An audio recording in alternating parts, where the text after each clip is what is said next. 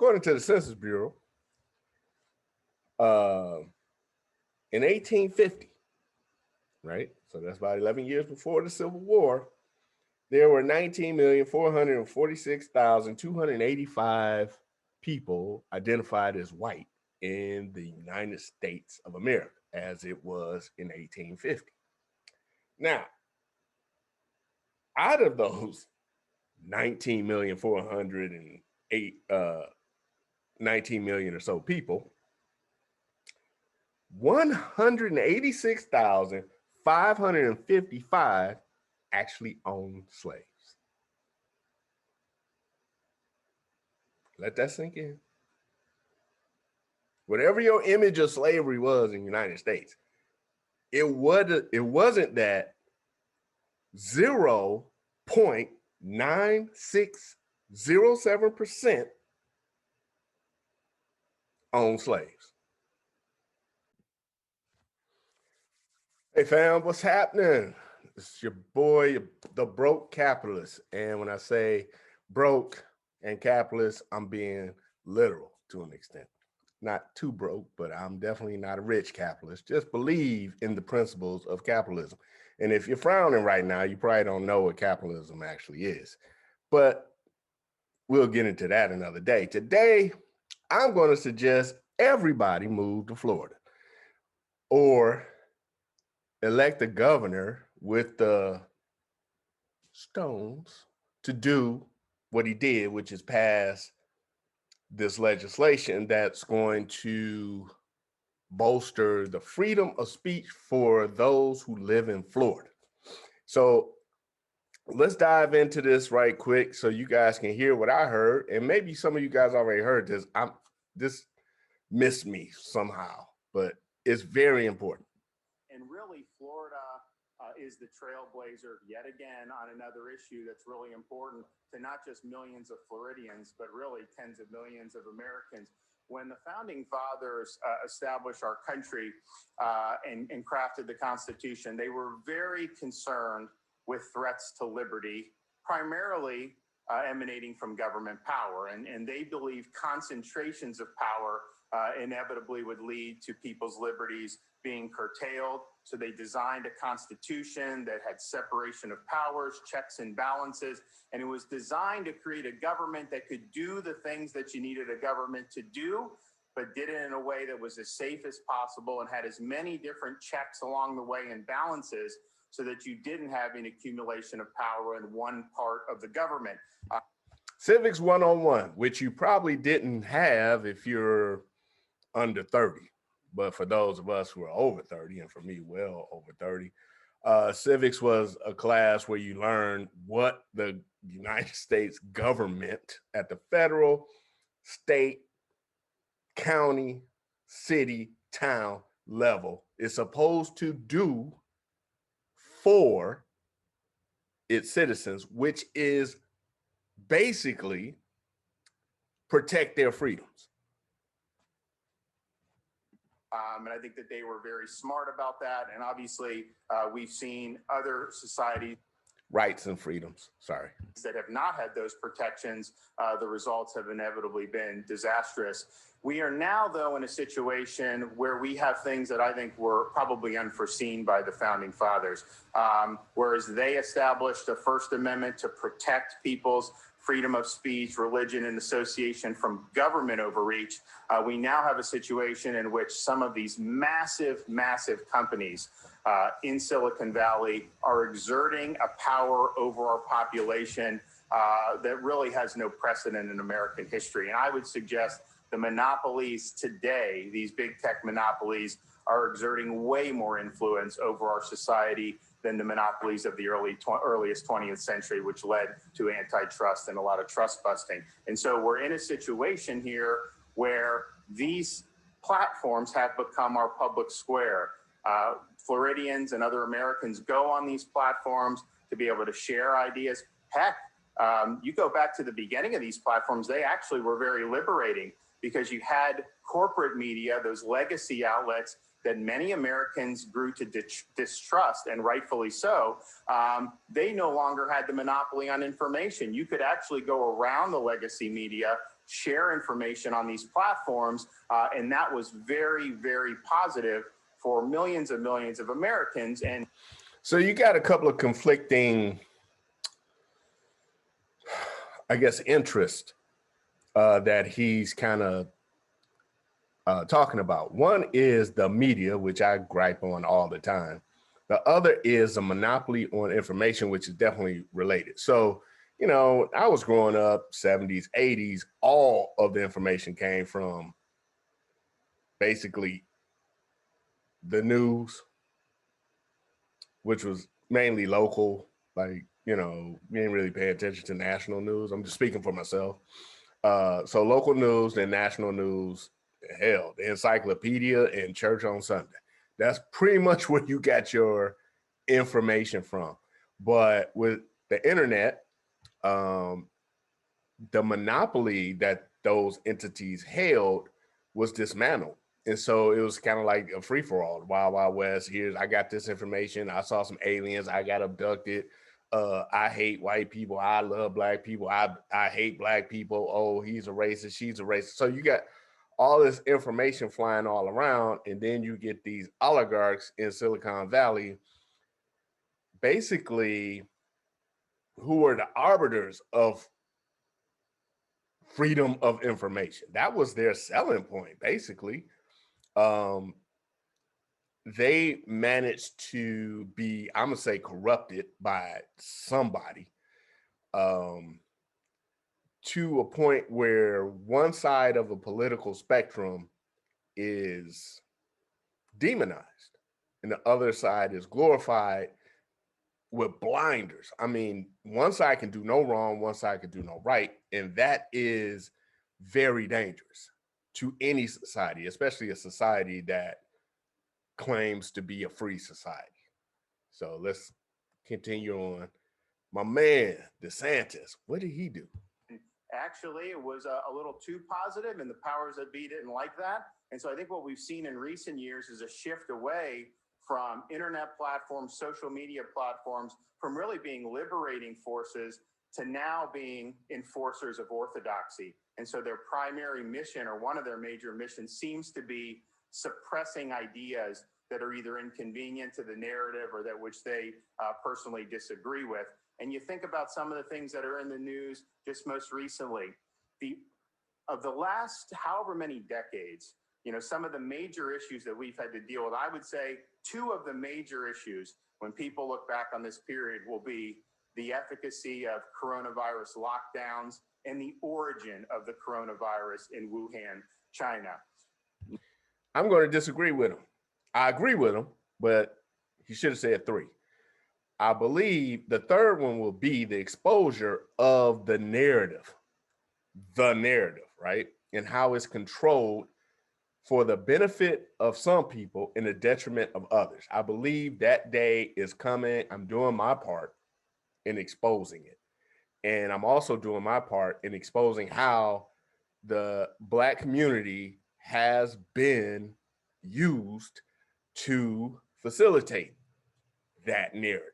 And that narrative today is mainly socialist, Marxist ideologies that lead to policies that lead to the destruction of cities and the destruction of the average Joe, Jane, John's ability to take care of himself and or herself and her family or his family, leading to more dependency, leading to more votes for politicians who claim they have the ability to take care of you as a dependent. But let's get back to him.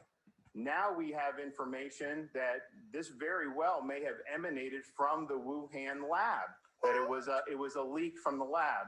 But you remember when people last year were raising that as something that needed to be investigated, they were deplatformed for talking about the lab leak. They were censored for having said that. And now even Fauci admits that this may be something that very well is the case. Are they? Well, he admits because he got caught in a bold-faced lie. Emails, dude, find out about them, they're forever, unless you're Hillary Clinton. We're going to now censor Fauci and pull him down off social media. So this shows you, because corporate media said it was a conspiracy theory at the outset, these big tech oligarchs responded to that, pulled down, instead of having an honest debate about something that's very, very important. Clearly, it's going to affect our relationship with China if this was something that leaked from a lab and they immediately covered it up. We know they did cover up regardless, but certainly from that very beginning, it's a crucial, crucial thing for the American people to know. Big tech, they wanted to shut down debate over that. You also go back to March, April of 2020, anyone posting criticisms of lockdowns, those things were taken down. They were censored. But now we stand here and look at Florida, you know, we're open and people flock here because they understand it's better to live in freedom. The places that locked down and followed those policies that were basically advocated by Silicon Valley, you know, they've had a lot of problems, high unemployment, high crime, higher per capita COVID mortality, the list goes on and on. So these are major, major issues. And I would say those lockdowns have ruined millions of people's lives all around this country. Wouldn't it have been good to have a full debate on that in our public square? But that was not what Silicon Valley wanted to do. So this is a big problem. And we don't even need to get into the election interference that we see from Silicon Valley on major issues that deserve robust debate. Silicon Valley is acting as a council of censors. They cancel people. When mobs come after somebody, they will pull them down. They shadow ban people, which creates partisan echo chambers. And honestly, they are some of the major reasons why this country is divided for doing what they're doing. And the worst part about this, Silicon Valley thinks they know better than you. So their power up to this point has effectively been unchecked. And they have used this power in Silicon Valley to impose their orthodoxies and their ideologies on our public square. This is not how a free society should operate. They use secret algorithms and shadow banning to shape debates and control the flow of information, but yet they evade accountability by claiming they're just neutral platforms, even as they amplify partisan agendas and censor dissent. So you make it a good case. I mean, you know, later, I'm not going to play the whole video, but later in this video, they make accusations, not even accusations, I guess it's true, where they tried to get the bill that he's about to present. Florida wasn't the first state to try and pass this bill or this type of legislation, but it was the first state to be brave enough to do it because all of, you know, big tech, they sent in all the lobbyists, and I don't know if you want to call it brave or not, but Florida was the first to do it. Florida definitely shouldn't be the last. Hopefully it won't be the last. I have very low expectations for commie California to pass such a legislation. I mean, it ain't gonna happen, but at least for the rest of y'all out there, there's hope. Every day they act as the proverbial big brother. In 2021 looks an awful lot like the fictitious 1984. So it's time to step up and ensure that we, the people, especially our everyday Floridians, are guaranteed protection against the Silicon Valley power grab. With the reform we will sign in today, we'll be the first state to hold big tech accountable so that everyday people who use their platform have an ability to fight back. Man, what world are we living in where Republicans are going after corporations? Man. And the protection should not simply be something that is reserved for celebrities or for political office holders. It needs to apply to everyday Floridians. And what this reform does is recognize that social media platforms are as important for conveying public opinions. They're effectively a common carrier in everyday society, and they really need to be viewed that way. They also hold a unique place in preserving free speech for all Floridians. And these platforms can harm Floridians when they unfairly censor, ban, and deplatform them. So this reform gives every Floridian the power to fight back against big tech. Floridians who are deplatformed will be able to sue big tech companies for violating this law.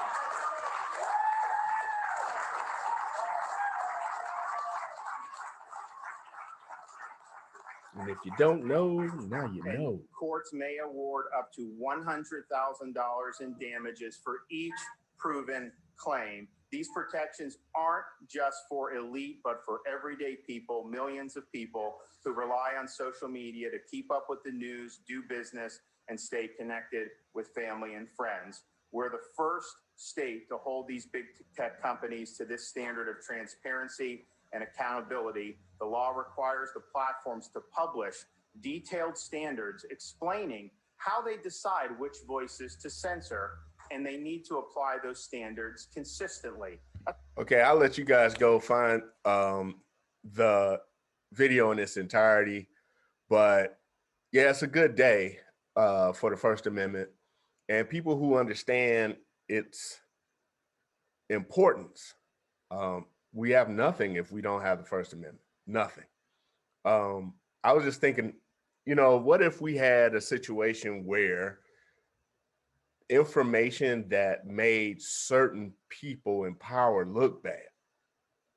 You know, we had a situation where there's information out there, but for those who run the government, if that information was leaked or exposed to the general population, it will make certain people in the government, if not the government or aspects of the government, look real bad. Of course we have that, right? But we normally think of that situation as something like top secret, you know, oh, the United States had to go into X country to pull off some shady business in order to keep Americans safe.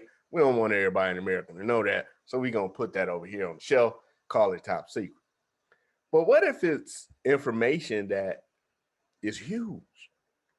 It kind of affects everybody, at least the way they view their country and their countrymen and women, right? Information that I often quote out of this book, The Impending Crisis of the South. Now, you can pick it up on Amazon. Well, what's great about this book? Well, one, it was written before the Civil War, 1857. And it was the first book to use statistics. And one of these great statistics I found just amazing was, according to the Census Bureau, in 1850, right? So that's about 11 years before the Civil War, there were 19,446,285 people identified as white in the United States of America, as it was in 1850.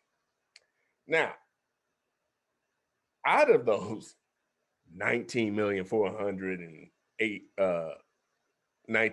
so people, 186,555 actually owned slaves. Let that sink in. Whatever your image of slavery was in the United States, it wasn't that 0.9607%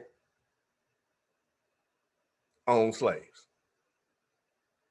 And for those in the audience who are like, well, what about those people who hired slaves? Well, it was an additional 158,974 people who hired slaves.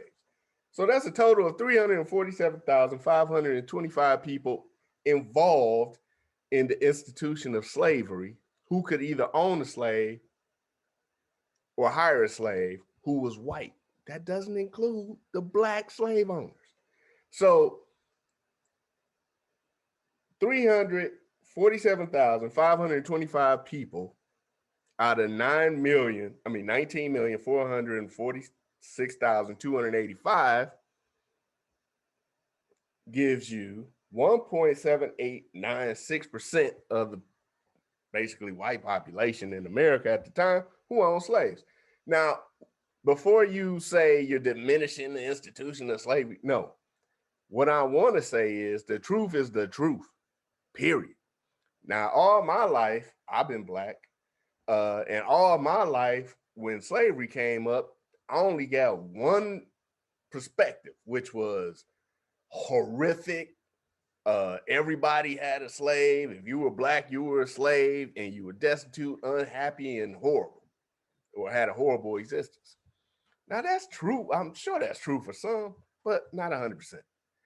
But my point here is information like this, which was spread by the Republican Party under Lincoln before the Civil War. This book was handed out. I say all the time, it was handed out before the Civil War by the Republican Party to get those who weren't involved in the institution of slavery to see what it was really about, right? The author was made, became part of Lincoln's cabinet. So it's legit, it's real deal stuff. This ain't no, he was the Alex Jones of his day. No, this guy's legit, Mr. Helper. But the overreaching point here is when the Confederates lost, right? Their leading political party didn't go nowhere. They're still around today. Matter of fact, the president is from that party. And that party has been running our education system or writing the narrative of our country for the most part since the Civil War. That's why you don't know about this, right? And that's why it is so important for us to really have freedom of speech, to really have the internet take away this monopoly from mainstream media and politicians, I guess, Hollywood included, right? The truth is the truth, and we all have to deal with it, right? If we're going to be free as a society, we gotta have freedom of speech. So I'm here to applaud DeSantis, Governor DeSantis. I hope other governors get on board. Let's all pray for commie California. Really doubt if that'll ever happen, but they're more likely to secede than allow people in California to bask in the wonders of freedom of speech. Another reason why freedom of speech is important and the internet shouldn't be shadow banning people and all this stuff is because of our favorite chart, right? Which is the debt. This affects everybody, whether you white, black, gay, transgender, homophobic, crippled, crazy, insane, half dead, in a coma. This affects everybody. When I say everybody, this lets you know everybody. Well, the savings per family today is $36,794. That's what they're averaging out. Now you got to understand that Bill Gates is in that average and your boy Bezos is in that average. So they tilt, and Oprah Winfrey. So they're tilting the scale a little bit. But with all of Joe Biden's money printing, let's do the time machine. Let's go 2025. Well, savings per family is miraculously gone up to $500,000. Why is that? Because your money ain't worth nothing, right? Your tomato gonna cost you $15 in 5 years. So information like that, if it's out there. So ignorance is a choice. I mean, it's hard to find this stuff. Hopefully you get something out of watching me. I try and funnel some of this stuff in to a certain point to show people how basically the Black community and the culture that has just destroyed the Black community is basically the Trojan horse leading up, delivering socialist Marxist ideologies and policies, first in the Black community and then through America at large, right? And before I go, I hope I ain't go off the rails too much there. But before I go, just to let you know, public service announcement, the Federal Reserve has discontinued the weekly release of money supply data, and you should be very worried. go on Reddit and find this, but a picture says 1,000 words. I believe I brought this up before.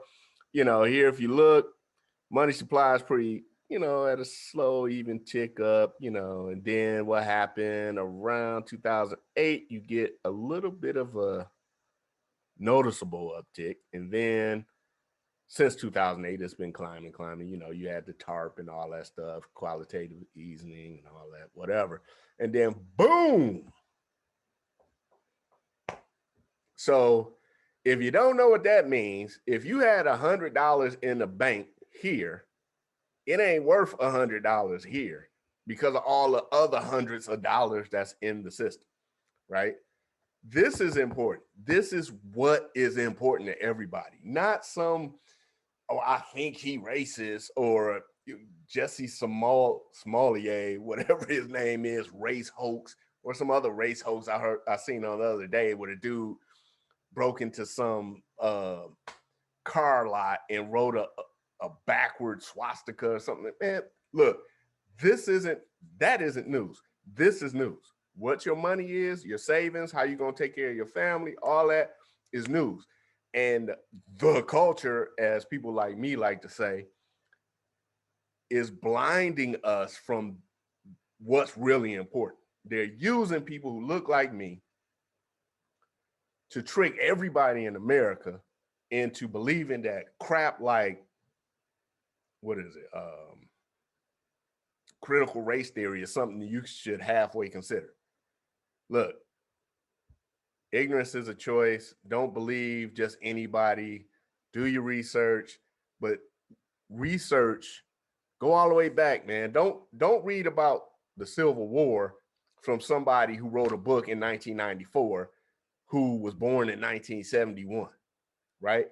If you want to read about the Civil War, you have access to books written during that period. And I guarantee, as Charles Barkley would say, that you will be amazed at what you find, because what you will find will be totally different from the garbage that's being spewed in mainstream media today. And with that, I'll bid you adieu. I hope you stuck around. There's plenty of books for you guys to read. I'm trying to produce as many as I can. Of course, I've authored a few myself. They're around this window somewhere. Go check them out on Amazon. Holler at me. Let me know what you think, and talk to you real soon. Peace. I'm out.